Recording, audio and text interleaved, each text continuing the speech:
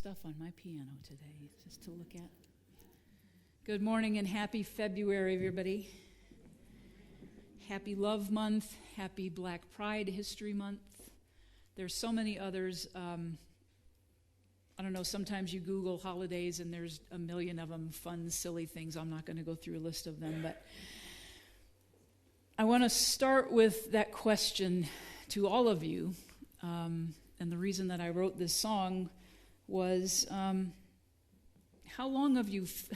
many of you for how long felt you have searched for many years, or how long it took you to heed the call to find the way back to yourself, the way back to that divine God self that you are. One hand went up, one courageous hand went up. Thank you. Yes. Sorry, I didn't phrase that question. I can't even get the word out. The question correctly. But we know that. Everybody in this room, you wouldn't be here, I don't think, if you hadn't had the journeys that you've had along the way to find yourself back to that place in the center of you that we call God, that we call Spirit, or the unified field, or whatever it is. I like to call it love. That is the basis, the principle of all of the principles of New Thought, is that everything is based on the love of that energy, the most powerful energy in the universe that created everything. Absolutely everything. We are in the beginning of this year, and Reverend Jill did the Back to Basics series with Unity Principles. And this month we are doing the Back to Basics series with the Science of Mind Principles. For those of you briefly, if you don't know, you may do, or for the visitors that are here for the first time, if you don't know what Science of Mind and Spirit is, it is a sister philosophy, belief, faith to Unity teachings, based on metaphysics, based on the quantum physics, now called quantum physics. Just came up different pathways at about the same time. Unity of Wimberley is a chartered Unity church. I am a licensed Science of Mind religious science practitioner, also in ministerial school. And Unity of Wimberley is we were forward thinking before we knew that we were forward thinking, that we were combining both philosophies and teachings because they are so similar, they are so complementary to each other.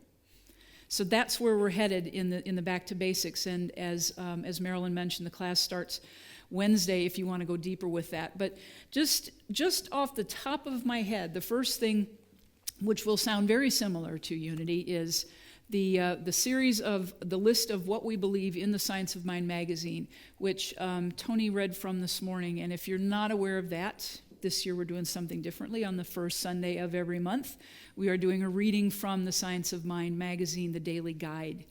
And the rest of the month we're doing the Daily Words, so that we're bringing this beautiful combination as you see. And it just so turns out that the person that wrote the daily guides for this month in Science and Mind magazine is Reverend Dr. Michael Gott, who came through the Center for Spiritual Living, Science and Mind side of things, and is now the senior minister at Unity of Houston. So, we are one, are we not?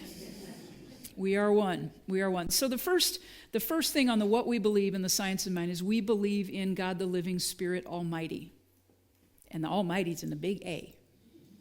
And then it goes on to say, this one indestructible absolute power manifests itself in and through all creation, but is not absorbed by it. So what that means in simpler terms is God created everything. God is the ultimate creator, sustainer.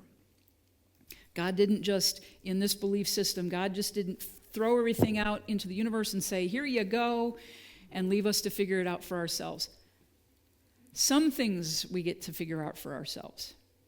But the creator sustainer means that we are always in evolution. The universe and the universes beyond our universes are always evolving, just as we are as human beings, just as we are as in our ecosystem, just as everything, planets, stars. Pluto got demoted, and I was very sad about that when that happened, because Pluto was like this cool little planet. But we are always in evolution, and that includes our consciousness. So we believe in God, the living Spirit Almighty, one indestructible, absolute, and self-existent cause. And it is cause, C-A-U-S-E, with a capital C. Cause and effect. It created everything out of itself. It is not absorbed by itself, but it put everything and continues to keep everything in motion. That one manifests itself in and through all creation, but is not absorbed by its creation. The manifest universe is the body of God. That means through spirit, through the law, through us, we are that God expression in form. Everything in this room, everything that we see, everything that we breathe, every person, every animal, every plant, every rock, every mineral is God, period. Nothing else. And if that sounds like the first principle of unity, you're right, it is. God, period. God is also in these beautiful purple shoes that if you have not seen them, just saying, that my lovely wife gave me for Christmas. God is in all of it. God is in the joy. We talk about the 7 principles of or attributes of God. Light, life, love, peace, power, beauty, and joy. And when we talk about the thing itself, which is my talk today, the thing. I had to put that in there, little sci-fi thing going on. The thing. The thing itself is God. The thing is everything. The thing is love.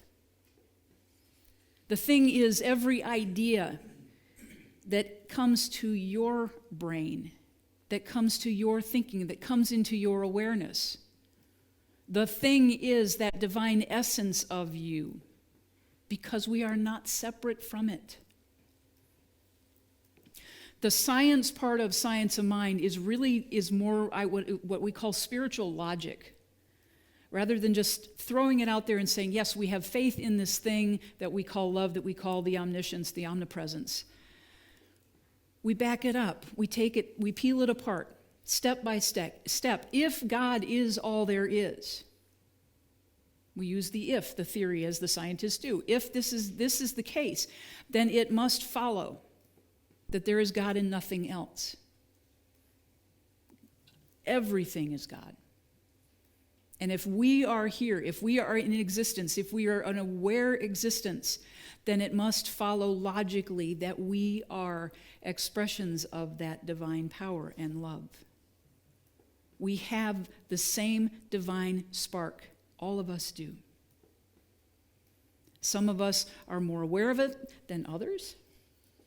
Some people use it consciously, and that is the practical Christianity, the Christ spirit that we practice in unity and in science of mind. And we do practice, yes? Thank you. I'm not really convinced that too much that some of you are. I'm practicing, I think, maybe.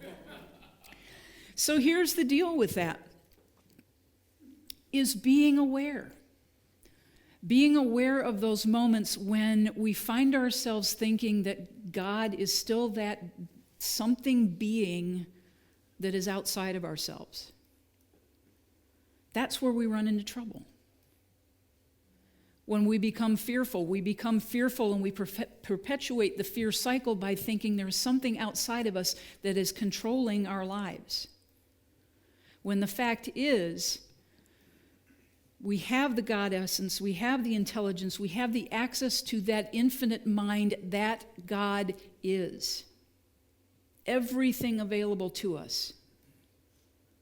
answers, intelligence, the right word, the right idea, the right way forward. And the moment that we begin to let our conditioned thinking get in the way, if we stop and notice, we start going, oh, wait a minute, I feel separate, I feel away from God, I don't feel a part of God, and we start, I don't know about you, I'm going to admit it, I start shaking my fist at something out there when I should be shaking the fist at myself. Actually, not shaking the fist at myself, but taking a deep breath and saying, oh, that's right. There is a divine being in me. There is a divine being that is, first and foremost, love. And when I take those moments to ground myself in that, the channels open up, the flow begins again. Suddenly there's an idea I had not thought of before because I was blocking it with my fear and my and suddenly everything's open again. And then I get that little piece of information, and suddenly, the right person shows up at the right time, and I get a text or an email or a phone call from somebody, or you run into someone at the grocery store, and you end up having, oh, we were going to have a conversation. Well, let's have it right now. We ended up in the right place at the same time to have that conversation. So that thing itself, the thing itself, I'm just going to read you very quickly.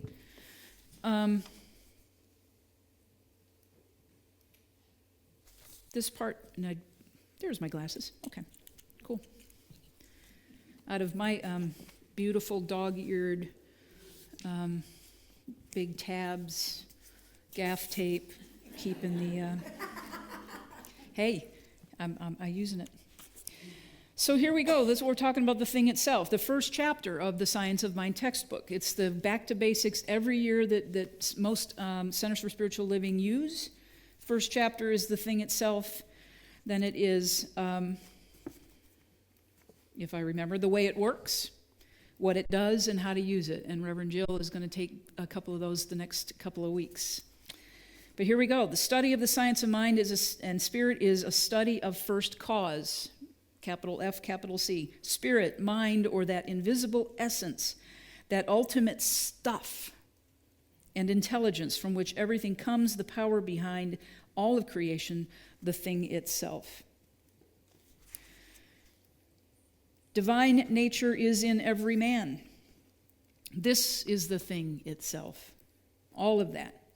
There is that within every individual which partakes of the nature of the universal wholeness. This is the meaning of the word Emmanuel. This is the meaning of the word Christ. There is that within each of us that partakes of the nature of the divine being, and since it partakes of the nature of the divine being, we are divine. That's what I was talking about. That is that logic, that spiritual logic that you follow. If this, then it must follow. And it works through law.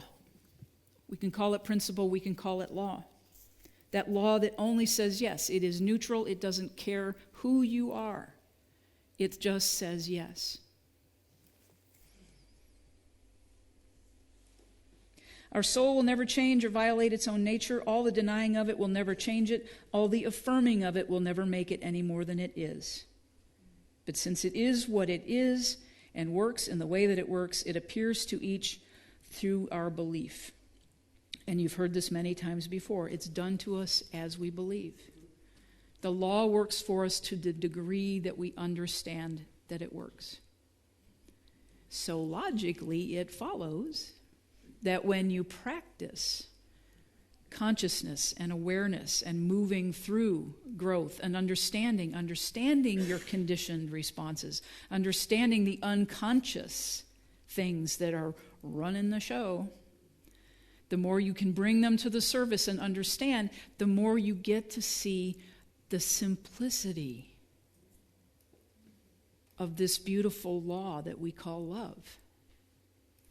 All of the other stuff falls away. All of our human doings, we can simply just breathe into them and go, that's okay. Love is the only thing happening here. Love is the secret place within.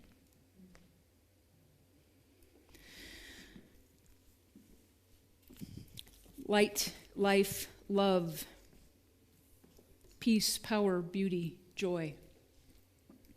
Those are the things that we meditate on. And I invite you to meditate on. Because when those things we know are present, we know we are in the midst of God. I'm going to leave you with the joy part of it before we go into meditation. Because in the beginning, as we know, in the beginning was the Word, and the Word was with God, and the Word is God. This is recently discovered a lost chapter of Genesis, the book of Genesis. One day Adam was walking in the garden and cried out to God, "You used to walk with me every day. Now I don't see you anymore. I'm lonely here, and it's difficult for me to remember how much you love me." And God said, "I will create a companion for you that will be with you forever, who will be a reflection of my love for you, so that you will love me even when you cannot see me. Regardless of how selfish or childish or unlovable you may be, this new companion will accept you as you are and will love you as I do, in spite of yourself." And God created a new creature, a new animal, to be a companion for Adam. And it was a good animal, and God was pleased. And the new animal was pleased to be with Adam, and this new animal wagged its tail. And Adam said, "Lord, I have already named all the animals in the kingdom, and I cannot think of a name for this new animal." And God said, "Because I have created this new animal to be a reflection of my love for you, his name will be a reflection of my own, and you will call him Dog."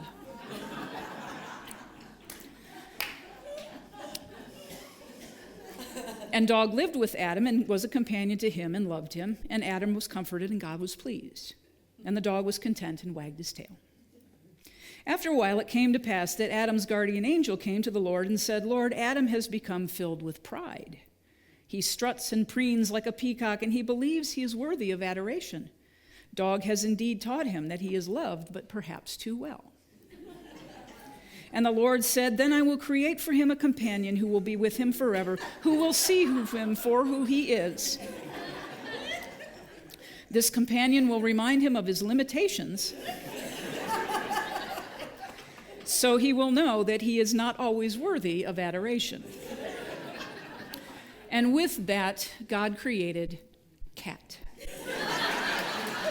Thank you. Thank you. So let's take a moment and lower the lights as keep this sense of joy. And you can go ahead and come up. And take a moment to breathe after I get a microphone. Thank you. All right, let's take a moment to connect with that power that made the universe, this beautiful earth, this place on the hill, this place of love and joy that we know is the hill, every person in this room and beyond. And yes, the animal companions that bring us joy, comfort, and the demonstration of unconditional love. So settle in with an easy smile, the lightness of laughter, and make sure that your feet are planted firmly on the ground.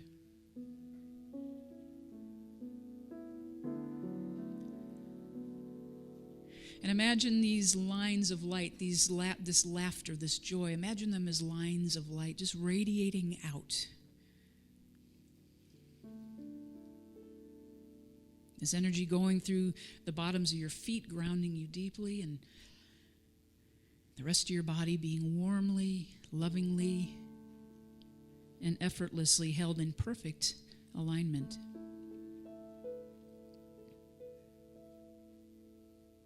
And you can breathe into the relaxation and just be in the enjoyment and the rejuvenation.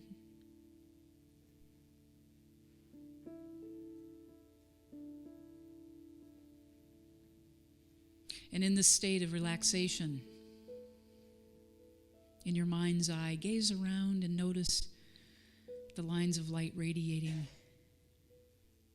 radiating from your heart, from the center of where you're sitting. An infinite number of these lines in every direction.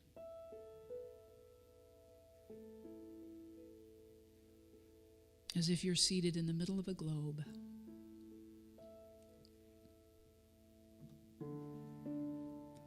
You are surrounded by 360 degrees in all directions of possibility. With childlike wonder, you see these lines beaming out from you like lasers, all colors, all intensities. And there's a deep sense of calm and joy as you recognize that every single one of these beams is love.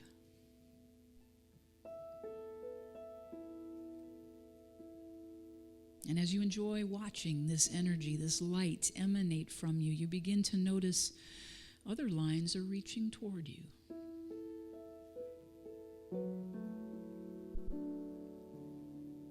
These are the strings of lights from the other beings in this room and across the globe, all crossing paths.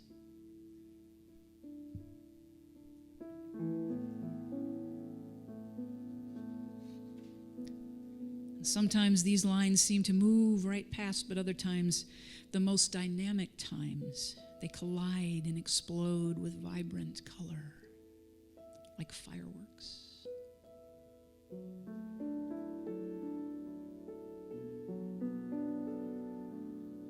This is where we connect.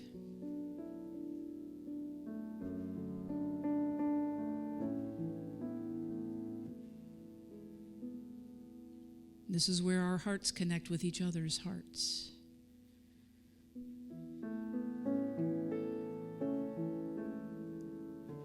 This is where our minds connect with each other's minds.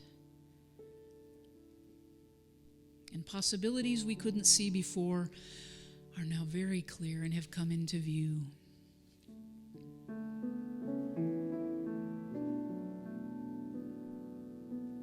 And even in the rush of this creative energy, there is peace.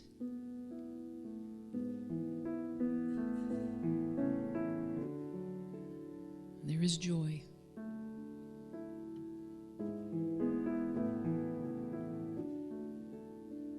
There is an absolute knowing that all is well, and you are exactly where you are supposed to be.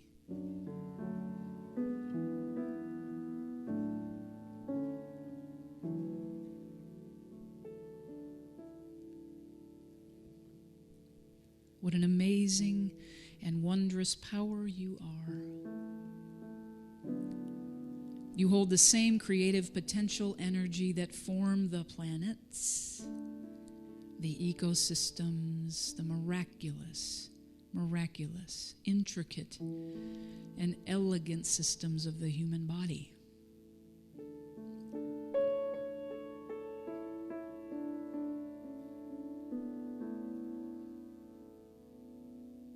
And when you trust in that power within you, when you recognize and fully embody that the idea that you are made of the very same matter as the stars, and that you are here to create and express for the pure joy of creating and expressing love in all its forms.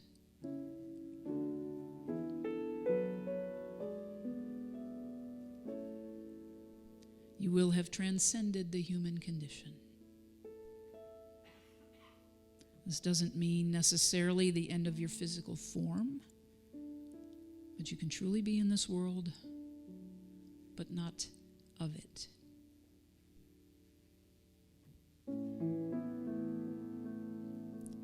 You have the power in every moment to change the landscape of your life. The gift of choice. The gift of perception and the ability to choose.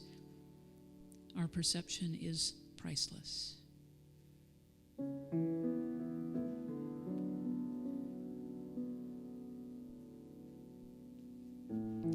There is a power for good in the universe, and you can use it, and you are that power. You are the thing itself, individualized as you. You can see the hundreds of other millions of beings, all individualized, all carrying and expressing the power and the presence of God within.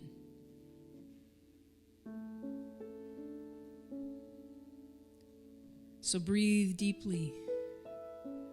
Breathe deeply, you wondrous light beings. Wiggle your fingers and your toes. Feel your divine light reintegrating into your human form. And bring your awareness gently back to this room.